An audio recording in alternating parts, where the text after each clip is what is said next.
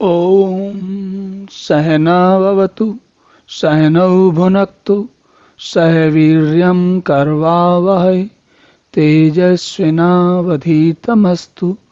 मा विद्विषावहै। ओम शांति शांति शांति। हरि ओम।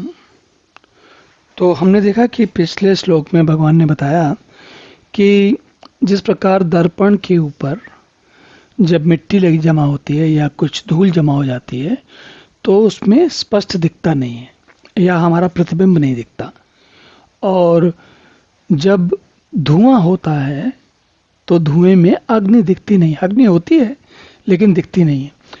तो उसी प्रकार अग्नि का उदाहरण लेते हुए भगवान अब यहाँ दोबारा कहते हैं, आवृतम ज्ञान में तेन ज्ञानिनो नित्य वैरिणा काम रूपेण कौन्ते दुष्पूरेण अनलेन च।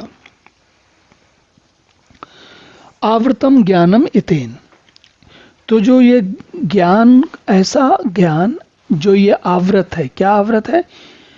हमारी कामनाओं और क्रोध और जो ये विकार हैं, कामनाएं, कामनाओं का विकार, विशेषकर कामनाओं का विकार, क्योंकि कामना से आरंभ होता है। कामनाएं जब पूरी नहीं होती तो क्रोध होता है, कामनाओं के पूरा होने का लोभ होता है, और इसी प्रकार अन्य कामनाओं, उन सब की जो जड़ है, जो वास्तविक बीज है, वो कामनाएं हैं।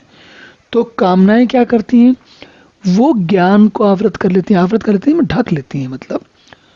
और ये जो है कामनाएं ज्ञानियों की नित्य वैरिणा, नित्य वैरिणी मतलब हमेशा के लिए शत्रु हैं। क्यों? अगर ये शत्रु ना हो तो व्यक्ति ज्ञान से समझ जाए कि वास्तविकता क्या है, कामनाओं पर हमारा नियंत्रण कैसे होना चाहिए या कामनाओं के साथ हमें क्या व्यवहार करना चाहिए। देखिए, हमने पहले भी समझा, कामनाओं के होने में कोई कठिनाई या कोई समस्या नहीं है, वो जीवन का अभिन्न अंग है।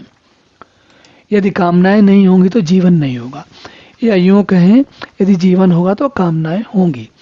लेकिन अगर हम उन कामनाओं को इतना खुला न छोड़ दें कि वे हमारे ज्ञान को ढक ले, क्योंकि कामनाएं जो हमारे ज्ञान का है वो नित्य वैरी हैं, हमेशा से शत्रु हैं।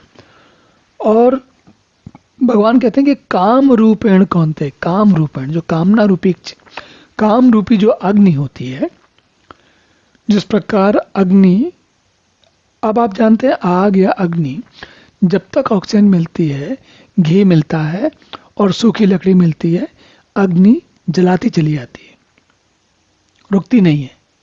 और कभी कभी तो जब ताप बहुत बढ़ जाता है तो सूखी लकड़ी ना भी मिले तो भी बहुत कुछ जला डालती है अग्नि।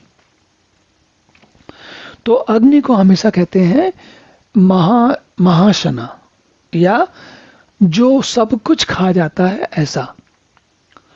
तो जैसे जीवन में हमें, भौतिक जीवन में अग्नि दिखती है, उसी प्रकार हमारे मन के लिए कामनाएं होती हैं।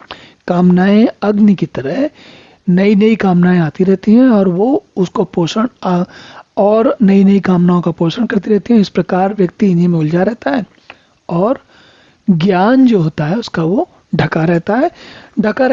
इसका अर्थ ये है कि वो ज्ञान होते हुए भी उसे पता नहीं चलता कि उसको वो क्या कर रहा है। चलिए अब अगला श्लोक देखते हैं। ओम पूर्णमदः पूर्णमिदं पूर्णात् पूर्णमुदच्यते पूर्णस्य पूर्णमादाय पूर्णमेवावशिष्यते। ओम शांति शांति शांति।